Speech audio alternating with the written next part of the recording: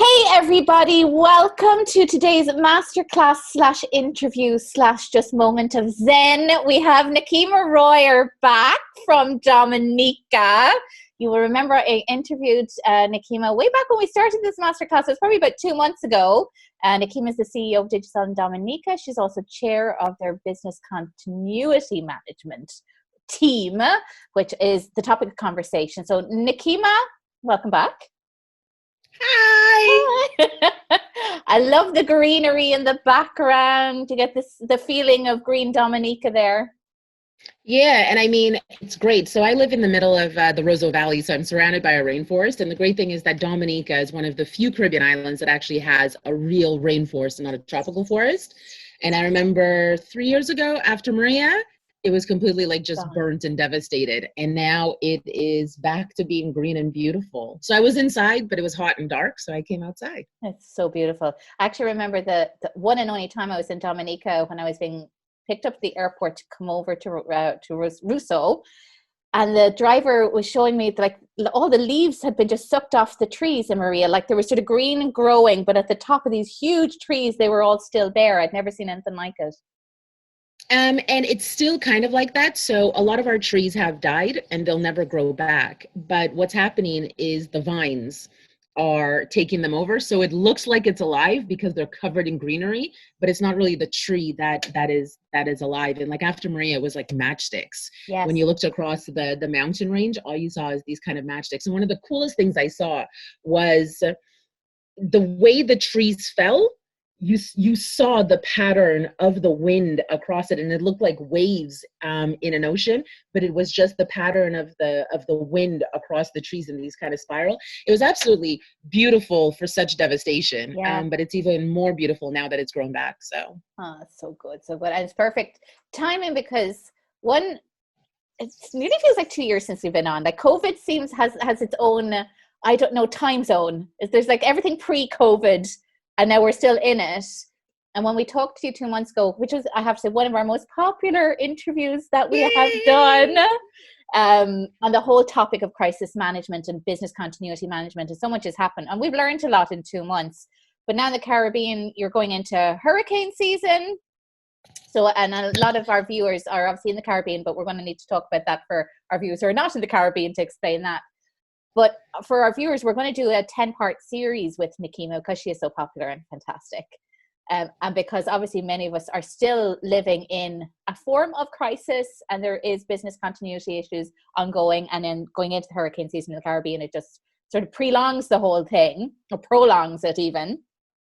So why don't you tell us how the past 2 months have been from a COVID perspective and a business management perspective? What's it been like? Tough. It's so tough, right? And you go through situations and you think they're going to be the hardest situations you've ever gone through. So like my benchmark is Hurricane Maria, a country completely devastated, so difficult, and rebuilding the network, rebuilding the teams and everything that goes into that. And you think like that's going to be the toughest thing you ever have to go through. And then a pandemic hits, and it still is kind of like, who would have thought in our era we would have gone through a pandemic? Yeah. And then you start going through it, and then you realize, like, gosh, this is so much harder than what you went through during the hurricane. And the major difference that I see between the two is that the hurricane was an event. It happened, and you immediately went into recovery response mode, and then you built out and built your milestones against it. With the pandemic, it's like every day there's some new dynamic at play and something new that you need to adjust to and find a solution for. And I think another super difficult thing to work through from a business continuity standpoint is that the entire world is learning at the exact same time. Yeah. And the resources and the network and the support that you would have had from a hurricane, because there have been past experiences to build on, is not there. So when a new dynamic hits, everybody's going through the trial and error together. Yeah. So you don't have that reference point to be able to figure out if you're doing it right, what are the best practices, how do you navigate? And I think that's the most challenging thing. And again, like you said, the fact it is so prolonged that we don't have an end date in sight, that they're talking about wave 2, wave 3, wave 4, and the, opening up and then having to shut down again because the curve has extended again. So all of those different things just makes this so much more difficult and challenging to navigate. Yeah. A lot of the leaders that I've spoken to have said the most challenging thing they find is just the not knowing, because it is all so new. So you don't even know if you're doing the right thing. And I think most of a hurricane, as devastating as it is, it's still kind of a known quantity in the Caribbean, right? There's a process to go through. So how do you handle I'm not sure if I'm doing the right thing, but I have to do something? Really good question. And I think it comes down to sense checking yourself and sense checking your people, right? So if you are feeling comfortable, and if your people are responding, if they're onboarding the preventive measures and the protective measures, and if, of course, you have no cases, you're headed in the right direction. Like fundamentally, you're headed in the right direction. You'll always be able to do things better and different. And I think that's the key point out of business continuity management is it's not finite. Like you don't do something and you stop there and it's like, oh, I'm done, move on, happy days. No, you always need to look at it, sense check it, stress test it, go back to it and see how you can improve upon it. But I really think you're using your gut. You're using the fact if you can sleep well at night, you know what I mean? If there's not a nagging in your head saying, like, God, like, what if, so those type of different things I think really help you. And then after you've implemented something, going back and checking to see who else has implemented and what were their lessons learned, and those type of different things also helps you in being able to adjust and pivot your position to see if there's something you could do better. Yes. Do you think we'll go back to normal? Oh, no. I kind of wanted you to say yes and just reassure us, but I get it. So what do you think is going to happen? There's no reassurance needed here, right? Because the Caribbean is 2 months in, 3 months into the pandemic. The world is 5 and 6 months in, 8 months in, 9 months in, whatever the case may be, in from like China go back. And we're coexisting, right? And I think that's where we trip ourselves up when it comes to crisis management or business continuity management. And we'll focus on business continuity management, right? Because that's the continuous cycle. There's no going back. Because like what you've done is you've improved upon what was initially there. We should not want to go back and regress to where we used to be because we've grown, we've developed, so there's no going back to what was. There will always be a new normal. And on my Instagram page, I was like, kind of like, I've had how many different new normals, how much more new normal, you know what, look forward to it. Like not necessarily looking forward to the circumstance or the adversity that propelled you in that direction, but definitely embracing the new normalcy in moving forward. It's going to be challenging, but we're all resilient. We're all built for purpose, and we'll navigate our way through. But no, there's not like what happened like 3 months ago doesn't exist. What happened yesterday doesn't exist. Like it's a state of being, and we just need to continue to navigate our way through. Yeah. And how have you found working from home? Challenging, just like everybody else. So I have an 11-year-old that is extremely adventurous, and he is going through cabin fever right now. And it's like quick funny story. I was on a webinar with Carrie Cham earlier this week, and my son walks behind me in his boxer shorts and his vest, right? That's my life right now. You know what I mean? But it is challenging. What I find most challenging is finding that balance between work and home. When I was at the office, I would leave home, go to the office, leave the office, come home. That's a clear demarcation, right? Take a few minutes before going inside the house to center and balance. So I'm leaving work at work and I'm home.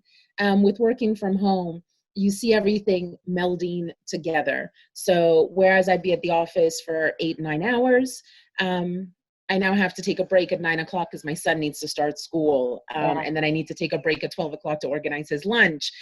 So then because I missed that time, I do a little bit later, so it's the struggle is finding that balance. And because I love what I do, I get super immersed in it, and sometimes get lost and need to check myself that, okay, it's time to shut down. Yeah. I need to demarcate and move on to the different part of my life. Absolutely. Like, I think without exception, most people have said to me they're working harder now from home because obviously you don't have the commute time anymore, and you're just permanently in the office. Absolutely. And there are loads of other challenges like that, right? So when I was at the office, I had a lot more movement, because my team was right there with me. So if I was going to send an email or make a phone call, I'd actually get up and walk to Yeah. somebody else's desk and have that kind of a conversation. And what I've observed is that when I get to my office at home, my desk at home, I'm literally there for the entire day unless I have an absolute hardcore reason to get up and move. So, ensuring that you're taking the breaks, 5 minutes every hour to actually get up and just walk around, stopping for lunch, stopping for an afternoon snack, these kind of different things definitely assist. Drinking water. Again, you get so consumed that even the simple thing that you used to have as your top to-do list, drink my liter of water a day, it gets lost in everything you're doing. So there has to be a conscious effort to ensure that you're managing your own wellness as well as your time, and your energies. Totes. And do you think you will continue to have either you or your team remote working in one aspect or another, or will the new normal be being back at the office? I think there's going to be a continued level of remote working. Again, because we're not COVID free and we're not going to be COVID free for some time, like Dominica has started opening back up slowly. Like even up to last night, they issued the revised restrictions. So curfews are getting slimmed down. The different industries are opening back up. Hours of operations is being extended. However, because of how this is transmitted, how COVID-19 is transmitted, the more people you have together is always going to have a greater risk. Yeah. So it just needs to be managed between the business objectives as well as the protection of our teams, as well as government restrictions. And again, all of us are going through this at the exact same time. So there's probably going to be a trial and error along with it, you know what I mean? But the other thing that I would urge businesses to consider is we all managed to go into a remote working, work from home model overnight. And majority of the businesses have not melted or set on fire or burnt down. So we can do it. And I think during the process, we just need to, again, improve upon it. What's working, what's not working? How do you improve what's not working? How do you ensure that you keep propelling what is working? Because there's massive concern about wave two. When borders open up, when people go back to work, when people start forgetting about the preventive measures, wearing their masks, washing their hands, social distancing, the propensity for the virus to infiltrate even further grows greater. And then we're going to have to revert anyways. Yes. So it's finding that happy balance. Totally. And just as you were talking there, I was thinking, obviously I know you well and you're an extrovert like I am. And I think COVID has been perfect for the introverts, right? Because they get to stay home and it's much more solitary and it works well for certain types. I can't wait to get back into an office where I can hug people and sort of be surrounded by the energy that extroverts need. How has that been for you? So I'm coping really well. Yeah, I'm loving it. And again, because Digicel is considered an essential service, our office has never been shut down 100%. Yeah. We've always had a small team on site to manage through whatever comes up, right? So I've had the privilege of being able to actually see some of my colleagues and some of my team members on a regular basis. So I'm not that much in withdrawal. I am telling you that I'm about ready to jump on a plane. Like I do feel the need to travel and go somewhere. So that's something I'm trying to manage between the concern of traveling and just the need to be able to see the world again, a different perspective, a different lens. And I think the hardest thing is, I'm okay with staying home when it's by choice, but when you kind of tell me I have to, that's when I'm kind of itching not to.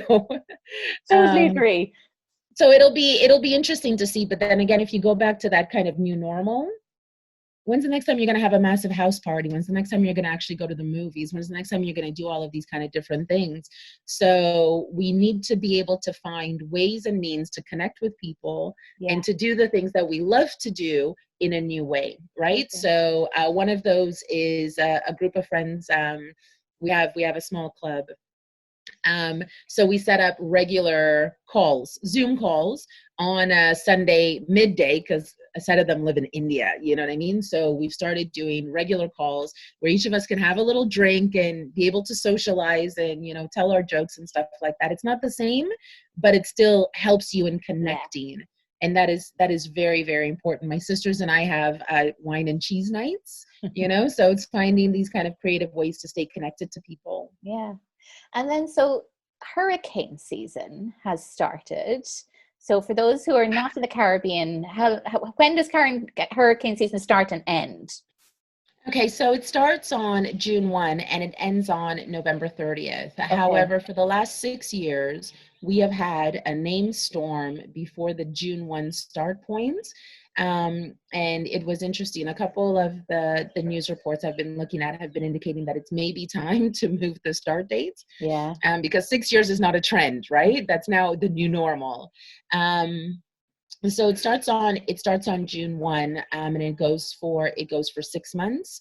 The toughest time during the hurricane season is August, September. And that's when a lot of the Cat 5s have hit and really caused some damage. And this year, unfortunately, again, it's expected to be a higher than average season.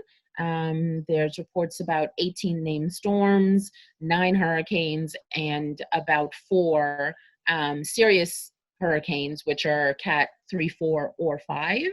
And so it's going to be a very, very active season. And then you take a look at that, and now you overlay the dynamic of COVID, and that's what keeps me up at night. Yes. Yeah, that's really what keeps me up at night is, you know, what happens when we're hit. We're going to be impacted by a storm, whether it's a tropical depression, whether it's a tropical storm, whether it's a hurricane. Dominica sits smack in the middle of the hurricane belt. So what happens when we're hit, and how do you overlay the protective measures of COVID in your response and your recovery? Yeah. And there's a lot of work to do with that now, Dee, like a lot of work. Because I would imagine just even the social distancing, because when I have been in the Caribbean during hurricane season, it's always been about we grab together. So like, where are we going to be located? And it's a lot of co-location and people being in the same place. So I would imagine social distancing goes out the window immediately in that kind of scenario. So there's a couple different trains of thought on this, right? And again, we're all navigating through, so nobody knows what's right or wrong, right? But like, let's take something like a shelter, right? And again, utilizing Dominica as the example. There's still a number of homes that have not recovered from Hurricane Maria in 2017. So their structures are not suitable to withstand a hurricane, whether it's a Cat 1 or a Cat 5, it doesn't matter. So they would go to shelters, for example. And shelters are small, confined areas, sturdy structures, typically with a concrete roof, and the basic necessities, running water, bathrooms, showers, those kind of different things. Yeah. Well, what happens when you have 100 people in a shelter that are just, because of the space, are not physically able to social distance? And then you have the dynamic of commingling of family units, right? So family units are one dynamic, and the spread of the virus is multiplied when you add in different family units. What happens then? And again, we don't have the answers for all of this. So there's a couple thought process. One is you ensure the preventive measures are in place. So you have the hand sanitization units upon entry. Great. Everybody has to wear masks. Mm-hmm. Great. Social distancing is the tough one. And if you implement social distancing practices within shelters, the number of persons you can shelter goes down dramatically. So what happens with that subset that's not able to gain access to those shelters. You now need to find additional shelters. Yeah. And then the list goes on. So that's one thought. Continue on with the COVID preventive measures and just extend out as appropriate as necessary. The other thought is, do you throw it out the window and just agree it's going to be thrown out the window? And then as soon as you're impacted, you look at what your response is and how quickly can you then reintroduce the COVID preventive measures into place. So it's kind of like, where's best to spend your energy? And there's also the thought of maybe you do both of them at the same time, right? You try and do what you can on one side, but you're definitely prepared to respond quickly. And then the other dynamic at play here is that after an impact, after a serious, severe impact, the potential for social unrest and the degradation of society at large exists.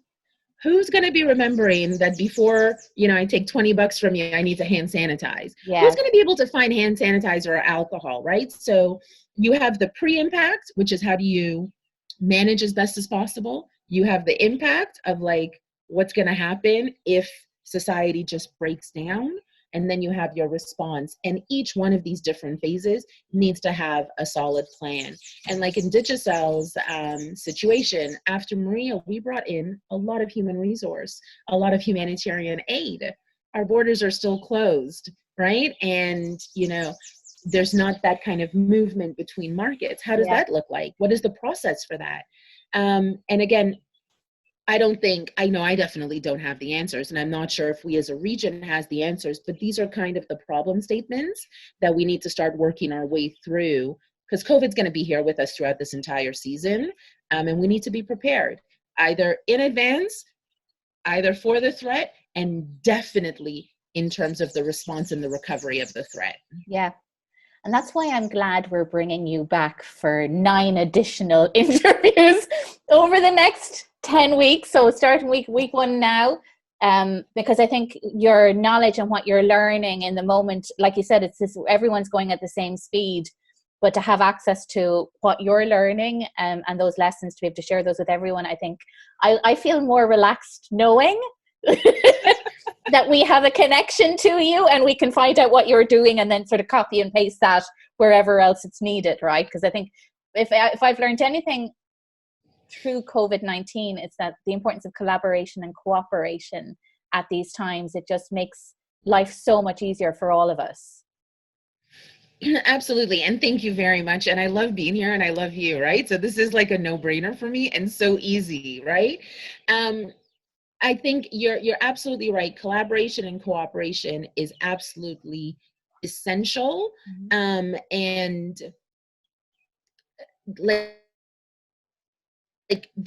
for anybody that's looking at business continuity right now, which all of us should be, because it's not just for businesses, it's also for our family. Our family units are kind of our mini businesses, right? Think doomsday and work your way back. Right? So don't start off with everything is hunky-dory and, the sun is shining. Think doomsday and start working your way back and putting in terms like little plans. And it doesn't have, we're not NASA, it doesn't have to be anything big and great, but just to have in your mind, like, if this happens, I can do this. If this happens, we should do this. And that's kind of how you just do it. And please don't, if you develop a plan, it's not you put it on a shelf and like walk away and you only pull it down when something happens. Go back to it, circle back to it, practice it, test it out, and just keep it moving. Resources are like all over the place, right? Every single one of us has a resilient spirit and can feed into what happens if. So don't be overwhelmed. Definitely don't be overwhelmed. Is massive. And then layer in a hurricane season on top of it, and layer in the threat of an earthquake on top of it, and layer in the threat of burnout and personal stress and well-being on top of it. But there's so opportunities that are available to us within all of these adversities that, take a deep breath. It's okay. You're not in it alone. You know what I mean? And we're going to make it through. We have. And we will continue to. So it's going to be great. Oh, you've just ended on such a positive note. Perfect. what could be totally depressing and frightening and stressful, you've just managed to end positively. Thank you for that. So Thank you. for the listeners, we will be bringing Nikima, and thanks Nikima for making this time available, because I think it's really important to be able to share all of this, talk about this topic, I think, openly, so that people can draw their lessons from it and apply it with their businesses and families. So thank you. So we'll have Nikima back every week for the next 10 weeks. We'll do 10 sessions. If there are topics in particular that you would like Nikima to cover, feel free to send me a message, drop a comment below. We'll make sure that we ask those questions in the follow-up masterclasses. And yeah, so stay tuned. And Nikima, thanks a million again for being with us. Thank you so much for having me. I'm really looking forward to this. Me too. Looking forward to this. Me too. So it's going to be good. Brilliant. Well, look, have a great day, listeners. Thanks for checking in. And I'll see you tomorrow for the next masterclass.